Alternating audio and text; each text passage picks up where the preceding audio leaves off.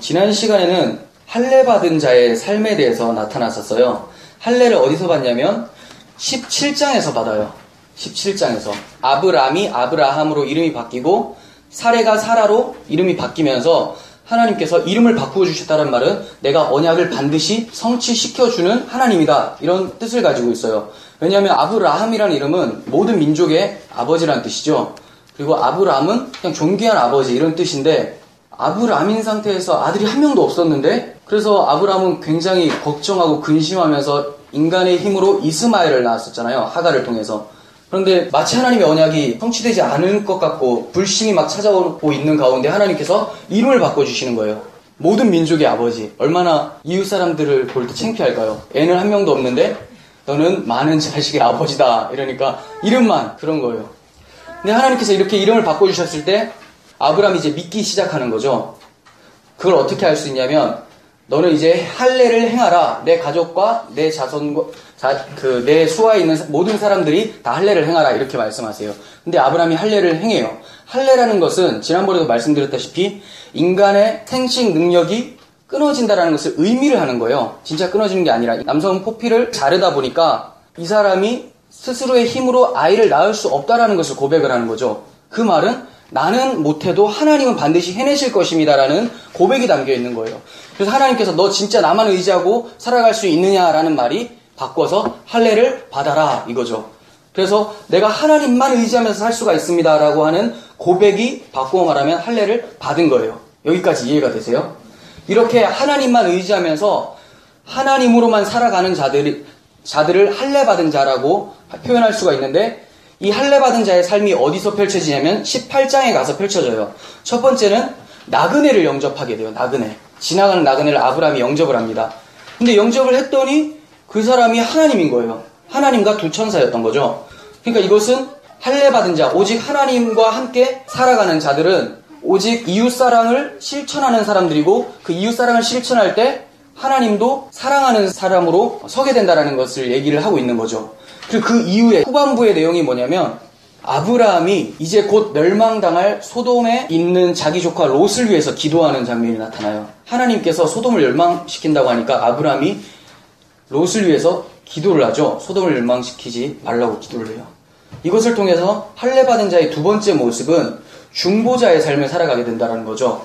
근데 이 중보자의 삶은 먼저 우리가 아니라 예수 그리스도가 우리와 하나님 사이에 중보자가 되셨고, 성령이 말할 수 없는 탄식으로 우리를 위해서 기도하시기 때문에 우리가 이렇게 하나님의 성도가 되었다라는 것. 그리고 이렇게 주님과 함께 십자가에서 죽고 다시 살아난 성도들은 예수님께서 행하셨던 사역과 같이 중보자의 삶을 살아갈 수밖에 없다라는 것을 얘기하죠.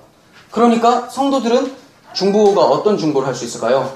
중보자이신 예수를 소개시켜주는 것이 중보 사역이에요. 그래서 전도를 하는 거죠. 그리고 그를 위해서 기도를 할 때 성령께서 그의 마음을 변화시켜주는 것.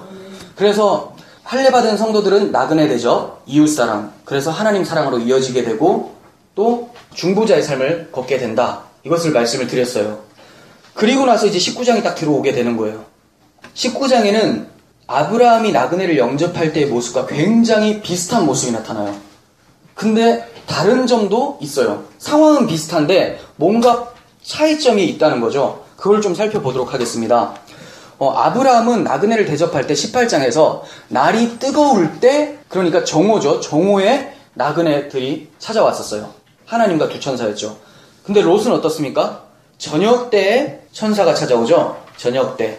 그리고 아브라함은 어디서 그 나그네를 영접하게 되냐면 헤브론이라고 하는 곳, 마므레 상수리 나무, 언약을 하나님께서 세워주는 그 장소에서 나그네를 영접하게 돼요. 하나님을 영접하게 되는 거죠. 그런데 롯은 소돔에서 하나님의 대리자들, 천사, 즉 하나님을 영접하게 됩니다. 상당히 비슷하지만 좀 다르죠.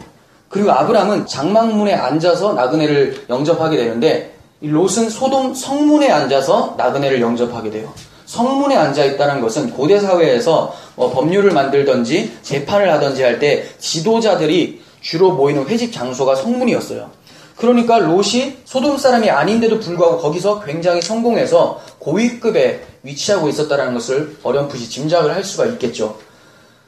나그네를 영접할 때 아브라함은 장막문 앞에서, 장막이면 텐트잖아요. 천막.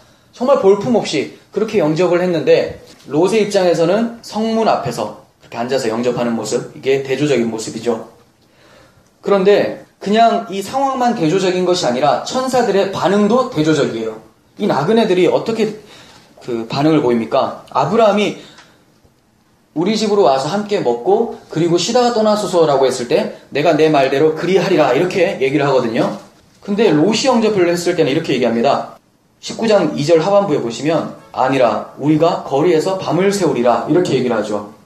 이거는 불편하다라는 거예요. 천사들이 이 소돔에 앉아서 함께 식사하기가 불편하다라는 것을 보여주고 있는 거예요. 그렇지만 롯이 간청하니까 어쩔 수 없이 자기가 부여받은 사명이 있으니까 그것을 수행해야 되기 때문에 들어가서 식사를 합니다. 근데 식탁도 대조가 돼요. 아브라함은 엉긴 젖과 우유와 송아지를 내놓고 대접을 합니다. 그러니까 장막에서 사는 사람이 얼마나 가난하겠어요. 근데 오히려 가장 최상의 것을 나그네에게 대접을 하는데 롯은 대접하긴 하는데 굉장히 빈약해요. 어디서? 성문 앞에 앉아 있었던 굉장히 성공한 케이스인데도 무교병을 그냥 구워요. 무교병 아시죠? 그냥 누름 넣지 않은 빵, 밀가루 구워놓은 거라고 보시면 돼요. 굉장히 빈약하죠. 이것은 아브라함과 롯의 영적 상태의 모습을 반영을 하고 있고 아브라함이 있었던 헤브론과 롯이 있었던 소돔의 영적 상태를 반영하는 것으로 볼 수가 있습니다. 이러한 대조점을 가진 상태에서 계속해서 4절을 한번 보겠습니다. 그들이 눕기 전에 나그네들이죠. 그 성 사람 곧 소돔 백성들이 노소를 막론하고 원근에서 다 모여 그 집을 에워싸고 롯을 부르고 그에게 이르되 오늘 밤에 내게 온 사람들이 어디 있느냐 이끌어내라 우리가 그들을 상관하리라 이렇게 얘기해요. 상관이 겁탈하겠다라는 거예요. 성적인 학대를 하겠다라는 거죠. 나그네 대접을 이런 식으로 하는 소돔의 실상을 보여주고 있는 거예요. 아브라함하고는 완전 다르죠.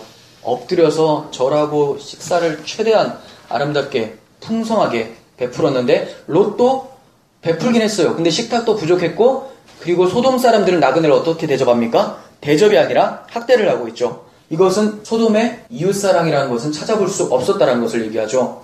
이 이웃사랑은 결국 하나님께서는 부지 중에 소자에게 행한 것이 나에게 한 것이다라고 하신 것처럼 이웃을 사랑하지 않는 것은 하나님 또한 사랑하지 않는다라는 증거가 된다는 거죠. 결국 예수님께서 자기 땅에 왔으나 자기 백성들이 그를 알아보지 못했다라는 것과 마찬가지예요. 알아보지 못하는 정도가 아니라 어떻게 합니까? 예수님을 십자가에 매달아요. 예수님을 박해하는 모습이 나타나는 거죠. 이것이 바로 소돔의 모습 그리고 우리가 살고 있는 현실이라는 것을 말씀하고 있는 거예요. 그런데 놀라운 것은 롯의 반응이에요. 이 소돔 사람들이 우리가 그들을 상관하리라 빨리 내어놓아라 라고 했더니 롯이 뭐라고 얘기를 합니까? 내게 남자를 가까이 하지 않은 두 딸이 있는데 내가 이 딸을 줄 거니까 너희가 보기에 좋을 대로 행해라. 그 대신 이 사람들은 건드리지 마라 이렇게 얘기를 해요. 이게 마치 저 나그네들을 굉장히 위하는 것 같아요. 위하는 것은 맞아요. 보호하려고 하는 건 맞습니다. 근데 그 방법면에 있어서 굉장히 타락한 모습을 볼 수가 있죠. 이건 뭐냐면 롯 또한 하나님의 백성임에도 불구하고 아브라함의 조카로서 중보기도 영향력을 받은 사람임에도 불구하고 소돔의 문화에 젖어 있었다는 것을 알게 되는 거죠. 이 나그네를 지켜주긴 해야 되겠는데 자기 딸을 그냥 내어주려고 하는 거예요. 그러니까 소돔에서는 이러한 모습들이 굉장히 팽배했었던 거죠. 롯이 소돔의 음란한 문화에 상당히 젖어 있었다는 것을 볼 수가 있습니다. 그리고 이상한 거는 이 정도 되면 롯이 그 문을 막 두드리는 사람들과 싸워야 되겠잖아요. 그래서 지켜야 되죠. 딸을 주는 것이 아니라. 근데 싸우질 않습니다. 왜 그렇습니까? 질까봐? 그런 게 아니에요. 하나님께서 멸망시키려고 하는 소돔의 백성들이 하나님의 입장에서는 그들이 하나님의 원수가 되는데 이 롯의 입장에서는 원수가 아니에요. 형제들이라는 거죠. 자기랑 딱 맞아요. 스타일이 딱 맞아. 그러니까 싸울 필요가 없는 거예요. 하나님은 이들과 싸워서 이들 심판하려고 하는데 이 사람은 아직까지 소돔의 많은 빚을 지고 있는, 혜택을 누리고 있는 사람이라서 형제로 느끼고 있다는 거죠. 그러니까 복음을 지켜내려고 하는데, 하나님을 지켜내려고 하는데, 두 천사 복음을 지켜내려고 하는데 세상적인 방법을 적절하게 타협하며 지켜내려는 세속화된 성도 롯의 모습을 볼 수가 있게 되는 거예요. 롯은 분명히 정체성 면에서는 하나님의 백성으로 볼 수가 있어요. 왜 그러냐면 9절에서도 이 사람들이 이렇게 얘기합니다. 이자가 들어와서 거류하면서 우리의 법관이 되려 하는도다. 무슨 말입니까? 다른 민족이라는 거예요. 정체성이 아예 다른 사람인데 들어와서 우리와 잘 어울리더니 이제는 우리 머리 꼭대기 위에 앉아서 우리를 지휘하려고 하는구나. 세상에 나아가서 세속화된 성도들의 모습도 비슷합니다. 교회 다니고 예배를 하는데 밖에 나가서 굉장히 성공해요. 근데 그 사람들은 이 사람이 교회 다니는지를 알겠지만 절대 불편함이 없어요. 왜 그렇습니까? 복음에 대해서는 이런 방구를 하지 않으니까. 부딪히는 사고가 전혀 없으니까. 이름은 성도라는 이름을 가졌는데 사고하는 것은 자기들 세상에 사는 것과 똑같으니까 이질감을 안 느끼는 거예요. 세속화된 롯의 모습, 이게 오늘날 교회, 기독교의 모습으로 보여집니다. 이렇게 롯은 세상적인 방법을 적절하게 사용해서 복음을 지켜내려고 했었던 거예요. 그런데 그게 지켜집니까? 아니죠. 세상적인 방법, 타협이 복음을 지켜낸 것이 아니라 두 천사, 하나님을 지켜낸 것이 아니라 하나님의 능력으로 복음이 보호받는 것을 볼 수가 있어요. 10절 보세요. 그 사람들이 손을 내밀어 롯을 집으로 끌어들이고 문을 닫고 문 밖의 무리를 대소를 막론하고 그 눈을 어둡게 하니 그들이 문을 찾느라고 헤매었더라. 이것은 복음이 보존됐다라는 거죠. 하나님이 보호를 받은 거예요. 두 천사들이. 그런데 이것만 보여주는 것이 아니라 이렇게 박해하는 자들이 더욱더 강팍해져서 이제 그 두 천사를 찾을 수도 없는 상황에 이른 영적 상태의 최악의 모습을 보여주고 있는 것이죠. 롯은 자기가 적절하게 세상 방법을 사용해서 복음을 지켜낼 수 있을 거라고 생각했지만 이 사람들의 반응이 뭐였어요? 우리가 그 나그네들보다 너를 더 해치겠다 이렇게 얘기를 해요.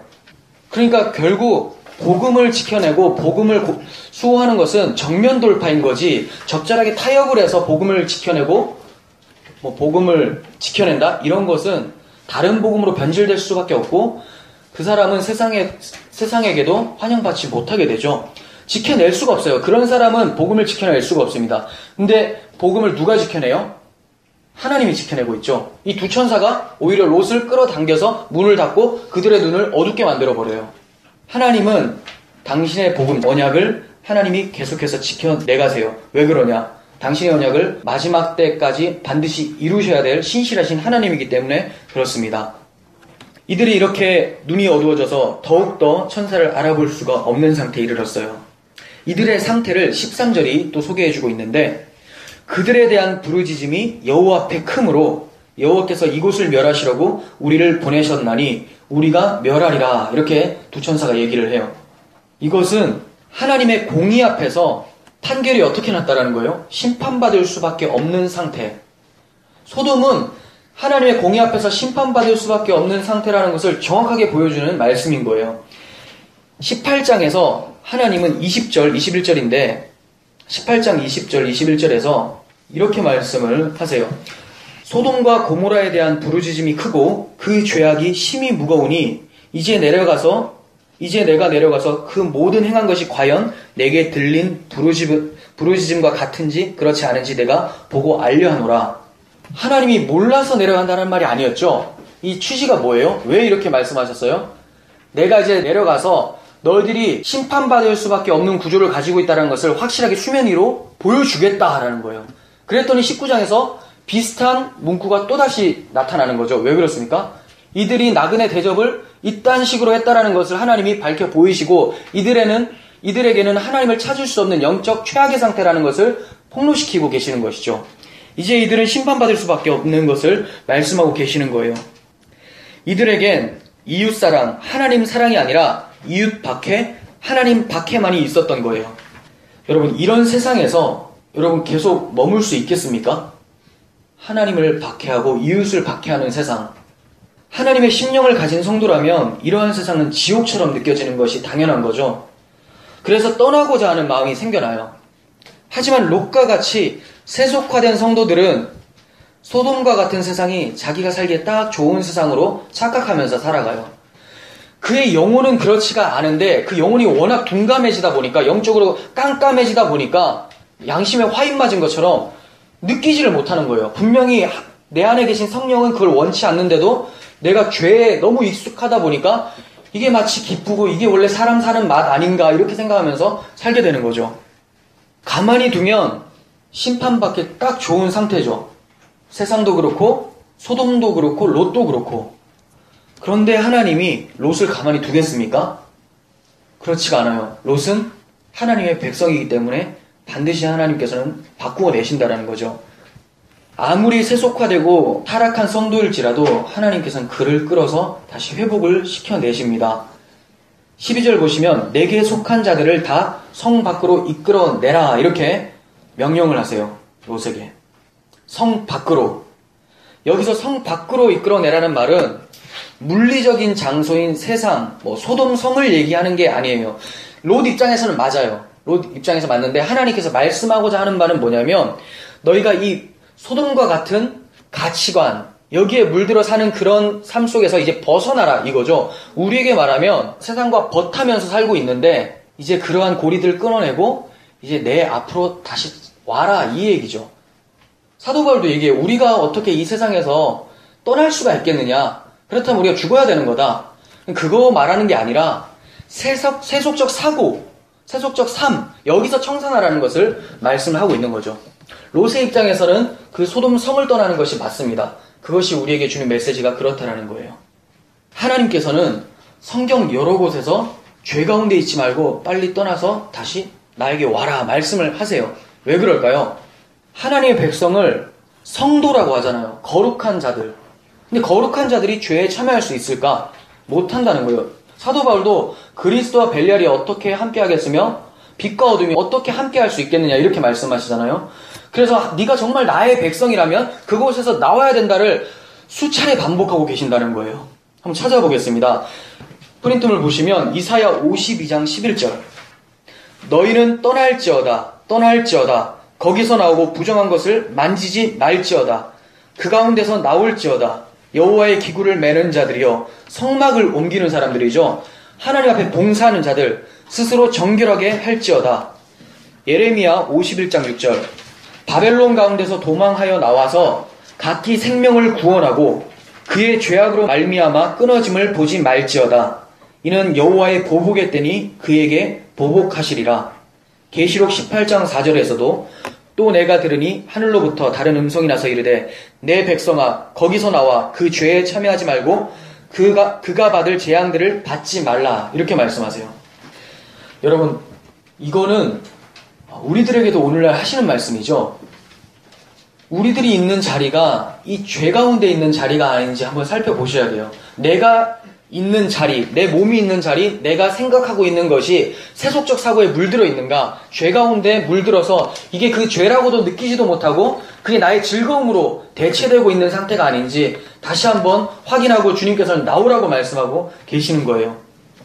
이렇게 하나님께서 그곳을 떠나서 내게 오라라고 말씀하실 때 성도들은 아무리 자신의 상태가 영적 침체의 상태일지라도 하나님의 사랑의 권고를 농담으로 여겨서는 안 되는 거예요. 그렇다면 그가 성도라기보다는 불신자라는 것이 드러나게 됩니다. 왜냐하면 성도는 하나님의 음성에 대해서 반응한 자가 성도거든요. 세상 사람들은 하나님의 말씀을 갖다 대면 반응을 안 해요. 왜 그렇습니까? 하나님에 대해서 죽어 있으니까. 근데 성도라는 정체성 자체가 뭐냐? 예수님과 함께 십자가에서 죽고 주님과 함께 살아난 자들이잖아요. 살았다는 것은 뭐에 대해서 죽고 뭐에 대해서 살았다는 말입니까? 죄에 대해서는 죽고 의에 대해서는 살았다는 것. 그렇다면 죄가 부를 때는 죽은 자처럼 가만히 있어야 돼요. 그리고 의에 대해서 살았다는 것은 하나님이 부를 때는 벌떡 일어나야 된다는 거죠. 근데 오히려 반대가 돼서 하나님이 부를 때는 죽은 자처럼 누워있고 죄가 부르면 아하 하면서 기쁨으로 나아가는 것. 마치 나그네를 영접하는 것처럼 막 달려나가요. 죄가 나그네라고 생각을 하면서. 롯의 상황에서 보면 성도는 천사의 경고에 귀를 기울이는 자고 소돔의 유혹에 귀를 기울이지 않는 자가 성도인 거예요. 하지만 본문에는 소돔의 유혹에 귀를 기울이고 천사의 말에는 농담으로 여기는 사람들이 등장을 합니다. 바로 롯의 딸들의 사위가 될 예비 사위들이에요. 이들을 현대 교회에서 비유를 하자면 유사 그리스도인으로 볼 수가 있겠죠. 왜 그러냐면 이 사람들은 롯과 굉장히 친밀했겠죠. 롯의 가족이 될 사람이었으니까. 근데 왜 예비 사위라고 했을까요? 저는 이걸 묵상하면서 어떤 생각이 들었냐면 진짜 사위라면 유업을 이어받을 자죠. 같은 식구가 돼버려요. 근데 예비 사위라는 것은 아직까지 아니라는 거예요. 그리고 이 예비 사위들은 사위가 결국은 못 돼요. 왜 그렇습니까? 멸망당하니까. 결국 교회에서 진짜 성도들과 함께 예배는 하고 함께 하나님의 이름은 부르짖으나 그의 결국은 멸망이라는 것을 얘기를 하는 거예요. 성도인 롯과 함께 있으면서 롯이 들은 천사의 경고를 이 사위들도 동일하게 들었습니다. 하지만 천사의 말을 농담으로 여기는 거예요. 14절 보세요. 롯이 나가서 그 딸들과 결혼할 사위들에게 말하여 이르기를 여호와께서 이 성을 멸할 터이니 너희는 일어나 이곳에서 떠나라 하되 그의 사위들은 농담으로 여겼더라 이렇게 얘기해요. 농담으로 여겼더라. 이 모습에서 우리 앞장 조금만 앞으로 가면 생각나는 내용들이 나오죠. 하나님께서 아브라함과 사라에게 내가 내년에 자식을 주겠다라고 했을 때 피식 웃죠. 그래서 이름이 이삭이 돼버리죠. 네가 웃었느니라. 이게 바로 농담으로 여긴 거죠. 똑같아요. 근데 이들은 다시 할례를 받음으로써 다시 하나님의 언약을 붙잡게 되죠. 근데 아예 하나님과 동떨어진 사람들 같은 경우 어떻게 됩니까? 하나님 말씀이 농담처럼 여겨지는 거예요. 왜 사위들은 장인어른의 말인데도 불구하고 농담으로 여겼을까요? 장인어른이 이렇게 딱 얘기하는데 아유 농담도 잘하셔 이런 사람 잘 없잖아요. 대부분 어렵잖아요. 근데 왜 농담으로 여겼을까요? 이걸 몇 가지로 살펴볼 수가 있을 텐데 첫 번째는 사위들이 봤을 때 소돔이라는 세상이 영원할 것만 같았기 때문이에요. 눈에 보여지는 게 소돔이잖아요. 소돔의 나라가 어때요? 굉장히 호화롭고 강한 나라예요. 부유한 나라죠. 아무리 봐도 이 나라가 망할 것 같지가 않아요. 노아 때도 비슷했어요. 홍수가 내릴 것이다. 이제 빨리 방주를 지어야 된다 했더니 비가 올 기미가 안 보이거든요. 이 나라는 영원할 것 같아서 아무도 방주를 안 짓습니다. 마찬가지예요. 사위들이 이 나라가 영원할 것 같으니까 장인어른의 말을 농담처럼 여기는 거죠. 원래 세상은 크게 보이게 마련입니다. 우리가 눈으로만 본 세상대로 산다면 우리의 믿음은 형편없는 믿음일 수밖에 없어요. 왜 우리가 믿음이라고 얘기를 하냐면 보이지 않는 것을 바라보기 때문에 믿음이라고 하거든요. 근데 보이는 대로만 생각하고 산다면 그럼 믿음이 없는 자죠. 보이는 대로 본다면 여러분 누가 와서 이 세상은 멸망당할 거다라고 했을 때 여러분이 기독교인 아니라고 한번 생각해 보세요. 미친놈이라고 생각할 거 아니에요. 그리고 만약에 멸망을 당해도 무슨 행성 이런 게 부딪혀가지고 멸망을 당하겠지. 하나님이 직접 심판한다고? 보이지도 않는 하나님인데 생각하지 않겠습니까? 그리고 또 많은 사람들이 다 열심히 일을 하고 최고의 성공을 위해서 달려가는데 그러면 이 사람들이 다 바보냐? 이렇게 생각하지 않겠습니까? 왜 그래요? 그게 보이는 것 때문에 그래요. 근데 성도는 보이는 것을 보는 자들이 아니라 보이지 않는 하나님의 말씀을 본 것처럼 여기면서 사는 자들이 성도라는 것이죠. 이들은 영적인 눈이 없었고 육신의 눈만 가졌었던 거예요. 그리고 두 번째는 소돔이 아니라면 살아갈 이유가 없기 때문에 농담으로 여겼을 거예요. 왜냐하면 이들에겐 소돔이 주는 기쁨만이 진짜 기쁨이거든요. 아브라함이 장막 생활하면서 기뻤다라고 하면 그런 장막 필요 없다. 아브라함이 내가 내 장막 줄게 여기서 사세요라고 하면 뭐라고 할까요? 저리 치워라 이렇게 생각하겠죠. 이것은 우리가 세상 사람들 앞에 나가서 하나님께서 주신 기쁨이 있다라고 얘기를 하면 그 기쁨 필요 없다 치우라고 이렇게 얘기하는 거죠. 왜냐하면 그 사람들이 볼 때는 하나님께서 주시는 기쁨이 아브라함이 가난하게 사는 그 천막에서 자는 그런 장막과 같은 모습밖에 비춰지지 않는다라는 거예요. 그러니까 그게 보여지겠어요? 들려지겠습니까? 자기는 궁궐과 같은 곳에서 살고 있는데 장막 갖다 주면서 넌 여기서 살아야 돼 이게 기쁨이야 라고 하면 콧방귀 끼겠죠. 그러니까 내가 생각할 때는 전혀 그게 기쁨이 아니거든요. 소돔 생활이 정말 기쁘거든요. 세상 사람들도 마찬가지인 게 우리가 천국의 기쁨을 막 얘기해봤자 나는 이곳이 천국 같다. 나는 이 기쁨이 제일 좋아. 그러니까 네가 주려고 하는 기쁨 필요 없다. 우리가 가난해도 기쁠 수가 있어. 그러면 그건 관심 없어. 부자로서 기쁠래. 이렇게 얘기를 하겠죠. 그렇기 때문에 이 사람들은 소돔이 주는 기쁨이 이 사람들의 기쁨의 전부였기 때문에 그렇습니다. 그리고 제일 중요하게 느껴지는 것이 뭐냐? 왜 농담으로 여겼을까? 장인 어른 롯의 언행이 불의를 취했기 때문에 그렇다. 이렇게 볼 수 있겠죠. 말과 행동이 다른 거예요. 보세요. 롯이 지금까지 얼마 전까지만 해도 소돔 성문에 앉아서 세상에서 굉장히 성공한 자리에 앉아서 그렇게 살았던 사람이 사위들한테 와서 야, 이 땅이 멸망할 거니까 빨리 도망가라 이렇게 얘기한다면 뭐야? 얼마 전까지 자기가 그렇게 열심히 세상에 성공하려고 발버둥 치던 양반이 왜 이래? 미쳤던지 아니면 농담이던지 둘 중에 하나 아니겠습니까? 롯은 세상에서 소돔에서 굉장히 성공한 사람이었고 세상 사람들이 볼 때, 소돔 사람들이 볼 때 재판관 행세까지 할 것처럼 보였던 자였어요. 그러니까 당연히 농담처럼 들릴 수밖에 없겠죠. 오늘날 교회가 욕먹고 있는 이유도 마찬가지입니다. 세상의 성공이란 성공은 교인들이 제일 원하는 것 같아요. 어떻게 하면 성공할까? 그러니까 기도를 하는 이유도 성공을 위해서 해요. 근데 말은 뭐라고 해요? 전도할 때는 이 세상은 멸망당할 거예요. 안 믿죠. 그 사람들이 봤을 때 굉장히 아이러니해요. 너의 삶을 보면 이 세상이 멸망당할 것 같지가 않아. 천년만년 이 세상이 쭉 있을 것 같은데 왜 말은 그렇게 하냐? 농담이라고 생각하는 거예요. 아니면 네가 미쳤다라고 생각하는 거죠. 그 사람은 진짜 미친 사람이죠. 왜냐면 그렇게 살았으니까. 말은 또 다르게 전해요. 그게 좀 비껴나가는 소리일 수도 있지만 제가 어제 들었던 얘기인데 우리 각집사님 아시는 분들이 교회 다니시는 분들이 좀 문제가 많잖아요. 그 어떤 권사라는 분이 우리 예담이 이가 난다니까 이에 손가락을 얹고 안수를 하면 이가 뭐 어떻게 된다 했죠? 잘 자라고 그리고 머리를 만지면 안 된다 자랄 때까지. 그럼 서울대를 못 간다. 와 이건 뭐 불신자입니다. 예. 그러니까 진짜 한국교회 권사의 실태가 이렇다는 거죠. 소돔이죠. 네. 세상의 성공을 위해서 달리면서 하나님의 심판한다, 뭐 하나님 복준다 이런 걸 막 섞어서 막 얘기를 하니까 안 믿는 사람들 헷갈리는 거예요. 하나님 믿으면 잘 산다고 했는데 또 멸망시킨대. 잘 살면 잘 사는 거지. 이 땅에서 장수하리라라고 했는데 이 땅을 또 멸하러 오신대요. 이거 무슨 내용입니까 이거? 멸하지를 말던가 아니면 이 땅을 빨리 멸하시고 이 땅에서는 잘 살게 하지 말고 천국 가서 잘 살게 하던가. 근데 이 땅에서도 장수가 복이고 그리고 멸망은 또 할 거고 안 맞잖아요. 그러니까 언행 불일치 때문에 그런 거예요. 성도는 자신의 말과 삶이 일치가 돼야 되겠죠. 그리고 일치되어져 가는 삶을 발견하게 됩니다. 하나님이 그렇게 만들어 내시니까요. 데살로니가전서 1장 6절에서 7절 한번 보겠습니다. 또 너희는 많은 환난 가운데서 성령의 기쁨으로 말씀을 받아 우리와 주를 본받는 자가 되었으니. 자, 여기까지 보시면 이 데살로니가 성도님들이 많은 환난을 받았었는데 우리와 주를 본받는 자가 되었다 이렇게 얘기하죠.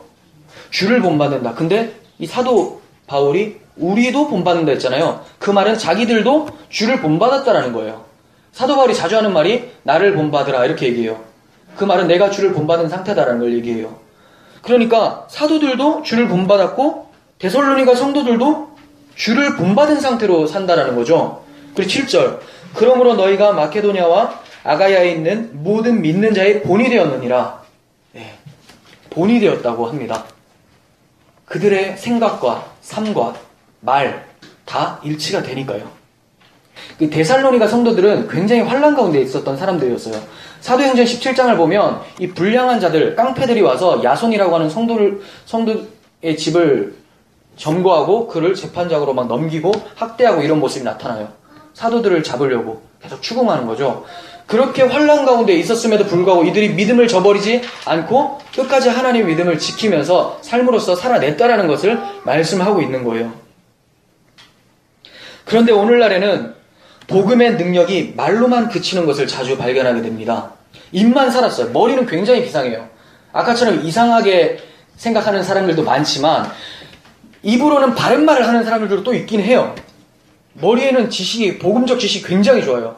삶은 복음을 한 번도 경험해 본 적이 없는 사람처럼 살죠. 머리로만 이루었기 때문에 그래요. 복음의 능력은 우리의 전인격을 바꿔내는 것이지 입만 살게 만드는 것이 아니죠. 물론 전인격을 바꿔낼 때 사람마다 차이가 있어요. 많이 미흡할 수 있고 부족함이 나타날 수 있습니다. 그건 우리가 다 인정을 해요. 그렇지만 삶은 뭐가 필요하느냐? 상관없다. 바른 복음만 전하면 되지. 그럼 사람들이 어떻게 생각하는 줄 아세요? 농담으로 여깁니다. 롯이 얘기했을 때 사위들이 농담으로 여긴 것처럼 픽 웃는 거죠. 이런 자들을 향해서 사도 바울이 디도서에서 이렇게 얘기합니다. 1장 16절 그들이 하나님을 시인하나 행위로는 부인하니 가증한 자요 복종하지 아니하는 자요 모든 선한 일을 버리는 자니라. 예, 입만 살고 삶은 필요 없다라고 생각하고 마음대로 사는 사람들을 대할 때 여러분들이 뭐라고 해야 될까요? 가증한 자요, 복종하지 않는 자요, 모든 선한 일을 버리는 자니라. 자, 그럼 누구한테 이 얘기를 해야 될까요? 지금 우리 각자한테 하라는 말이에요. 예, 우리가 이런 모습이 너무 잘 발견되잖아요. 하나님은 예레미야 선지자에게 결혼하지 말고 자식을 두지 말라고 얘기를 해요. 이게 무슨 날벼락입니까? 예레미야가 못생겨가지고 어차피 결혼 못할 것 같으니까 체념하는 그런 상태일까요? 그게 아니라 왜 하나님이 결혼하지 말라, 자식 두지 말라 얘기했을까요? 예레미야는 바벨론 포로로 끌려가기 직전에 계속 예루살렘이 멸망할 것이다를 외쳤던 사람이에요. 근데 자기가 지금 신혼생활을 하면서 가족끼리 행복하게 지내면서 이 땅이 멸망할 것이다 라고 하면 누가 들을까요?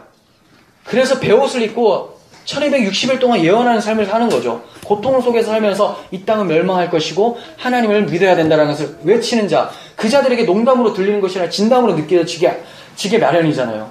근데 자기는 굉장히 세상 낙을 다 누리면서 이 땅은 멸망할 거야, 웃기는 소리 하지 말라고 사람들은 생각합니다.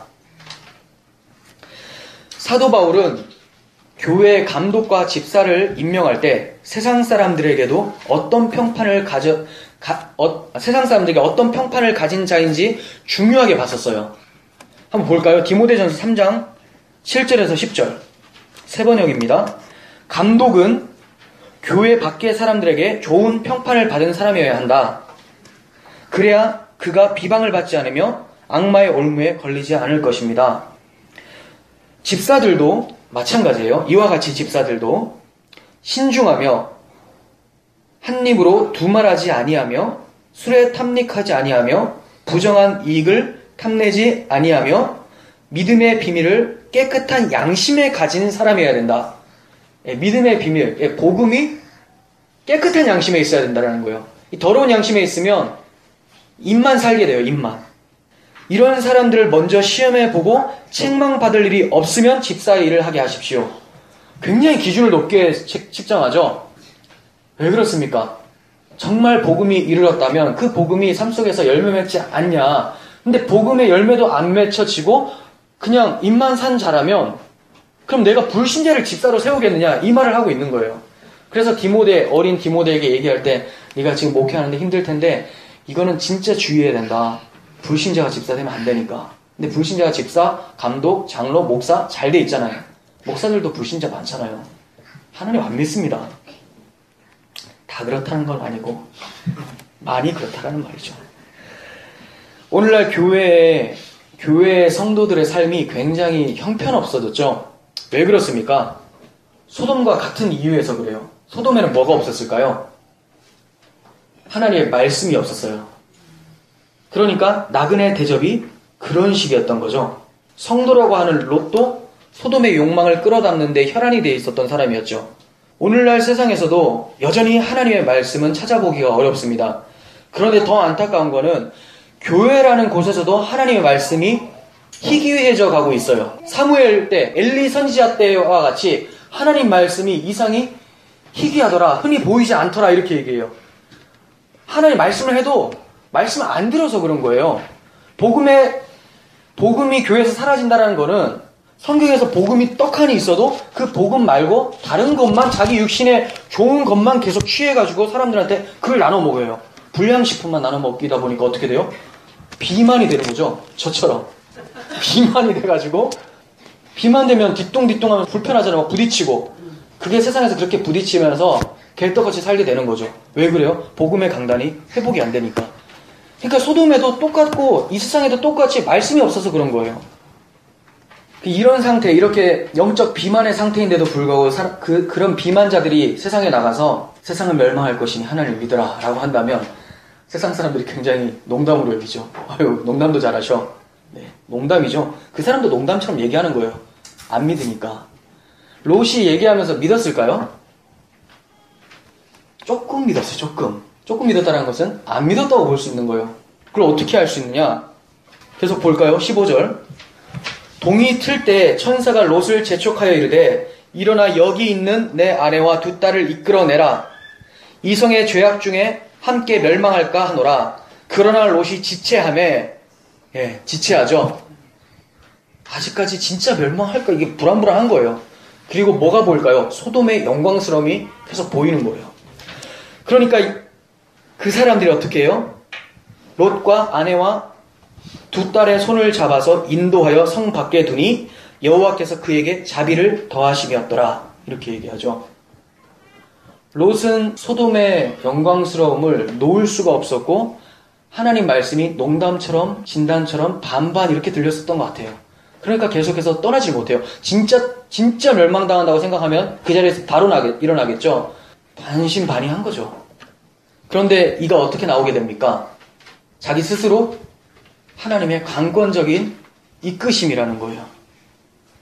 우리도 세속적으로 살아갈 때가 많은데 우리가 회개하고 돌아올 때 마치 내가 어떤 의지를 가지고 뭔가 내가 착해서 뭔가 뛰어나서 교회로 다시 돌아왔다 생각을 하는데 그것은 하나님께서 강력하게 우리를 이끌었기 때문에 내가 회개가 나왔고 내 두 발이 이 자리에 있게 된 거죠. 그러니까 우리는 자만할 수가 없는 거예요. 다시 나와도 하나님 나 잘 나왔죠가 아니라 어떻게 이런 자를 하나님이 인도하셔서 나를 하나님을 찬송하는 백성으로 만드십니까? 감사할 수밖에 없겠죠. 왜 이렇게 소돔에서 구원받는 사람이 롯밖에 없을까? 롯의 가족들밖에 없을까? 롯이 뭐 착해서 그렇습니까? 잘나서요? 아니요, 롯도 똑같이 소돔 백성들과 비슷한 사람들이에요. 사람이에요.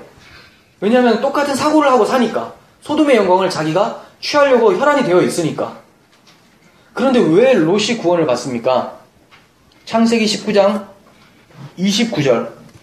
하나님이 그 지역의 성을 멸하실 때, 곧 롯이 거주하는 성을 엎으실 때, 하나님이 아브라함을 생각하사 롯을 그 엎으시는 중에서 내보내셨더라. 롯이 잘나서가 아니죠. 아브라함의 중보 기도가 있었던 것이죠. 우리가 세상에서 하나님을 찾는 자가 된 것은 우리가 잘나서가 아니라 우리의 중보자 되신 예수 그리스도께서 우리를 위해서 십자가에서 죽으셨고 성령께서 우리 심령 가운데 말할 수 없는 탄식으로 기도해 주셨기 때문에 이 자리에 나오게 된 거예요.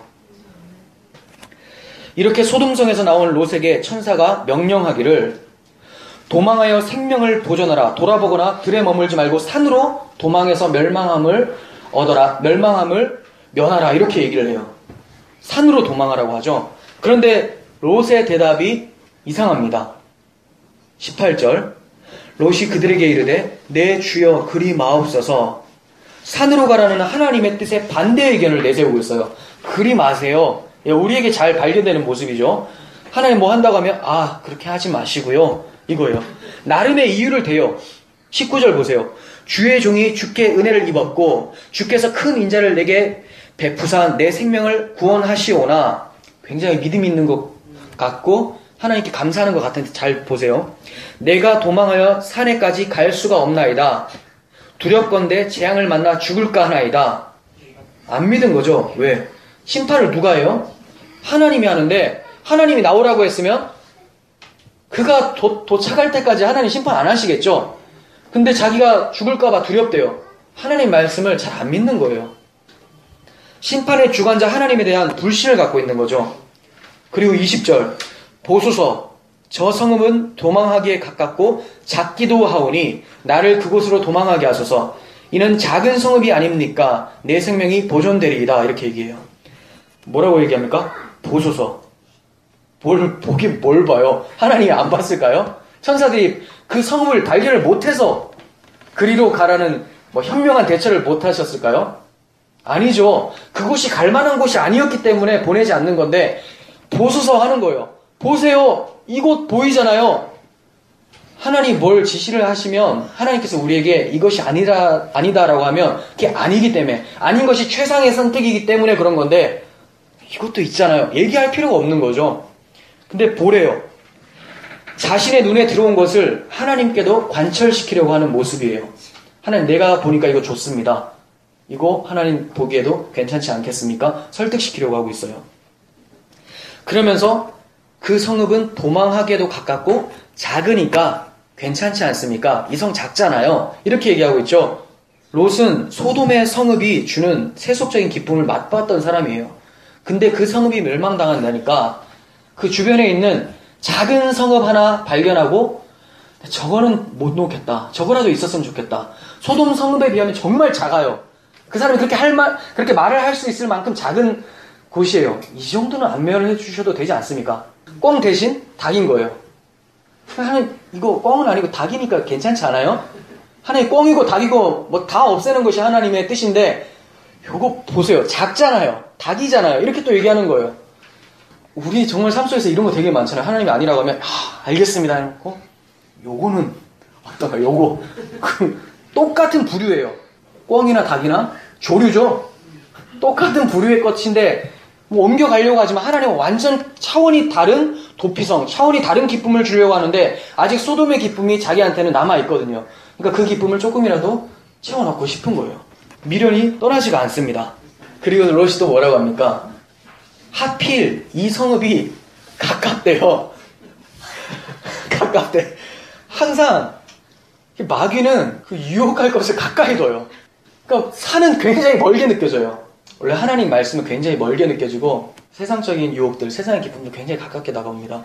하나님 이거 가깝잖아요. 이 정도면 도피성 되지 않을까요? 나 생명 보존할 수 있지 않을까요? 그런 얘기 하죠. 내 생명이 이곳에 가면 보존될 것 같습니다. 자기가 결정해요. 하나님이 여기 가면 산다라고 했더니 여기 가면 살 것 같아요. 참 하나님을 설득하려는 모습, 우리들의 모습이 발견됩니다. 근데 하나님이 롯의 이러한 간구를 들어주세요. 이것도 들어주니까 사람들은 롯이 제대로 구한 것이다. 하나님이 제대로 구했기 때문에 들어주실까요? 제대로 안 구해도 들어주시는 경우 있어요. 맛 좀 봐라죠. 그게 어떤 경우가 그렇습니까? 이스라엘 백성들이 왕이 없자 왕을 구하기 위해서 우리도 이방 민족들의 왕과 같은 왕을 주세요. 사울 왕 주세요. 이렇게 하는 거죠. 사울 왕을 다 갖다 줬더니 그들이 만족하지를 못하죠. 괴로워요. 결국 그 나라는 사울 나라는 망하게 되고 다윗의 나라가 서게 돼요. 마찬가지예요. 롯이 이 성읍, 이 작은 성읍, 소알이라고 하는 작은 성읍 여기 가면 내 생명이 보존될 것 같아요. 하나님께서 들어줬어요. 정말 그곳에서 보존될 것 같아서 들어주셨을까요? 아니요. 조금만 이후에 그 내용 보시면 그 소알 성읍에 있다가 다시 두려움이 찾아와서 산으로 옮겨갑니다. 두려움을 해결을 못한 거예요. 마찬가지로 이거 아무리 자기가 볼 때는 이게 내 생명을 보존할 것 같을지라도 하나님 보시기에 아니면 아닌 거죠. 우리는 다른 의견을 내세울 필요가 없는 거예요. 그냥 말씀대로 사는 거고 하나님 복음에서 하나님의 복음이 이렇다면 그 복음 외에 다른 게 섞이면 안 되는데 계속 그 복음에다가 세상적인 걸 집어넣어가지고 짬뽕을 시키려고 해요.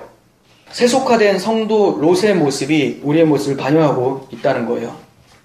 그 소알 성읍은 그에게 평안을 허락해 주지 못했습니다.